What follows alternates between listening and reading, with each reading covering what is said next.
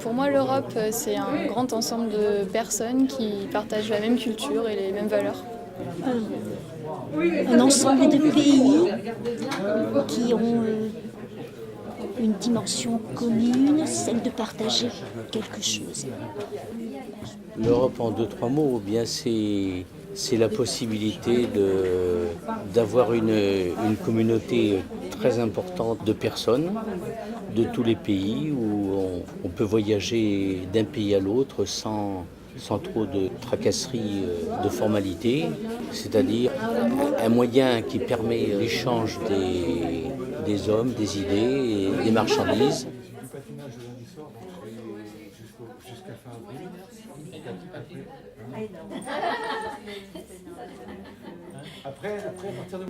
Je pense que déjà les rencontres linguistiques font partie de ces projets financés par l'Europe. Les financements de très grandes infrastructures comme je pense le TGV, il doit y avoir des financements qui viennent de l'Europe ou des projets régionaux.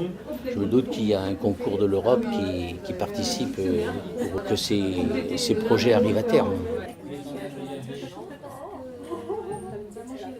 Le projet Europe Direct, je crois avoir entendu dire qu'il s'agissait d'un budget qui permet d'élargir un petit peu plus cette dimension culturelle et d'échange des citoyens, des Européens.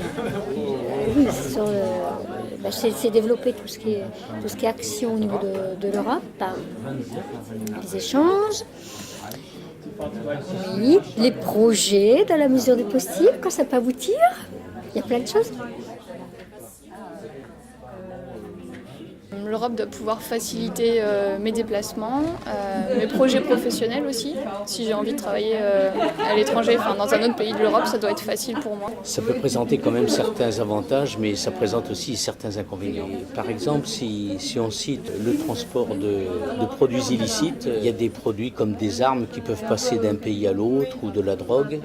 Pour les personnes bien intentionnées qui viennent pour des visites, si c'est pour du tourisme ou des choses ou pour le travail, c'est normal, mais si c'est pour des gens qui viennent pour des exactions, à certains moments on peut se demander si les frontières n'avaient pas quand même une certaine utilité pour arrêter un peu certains excès.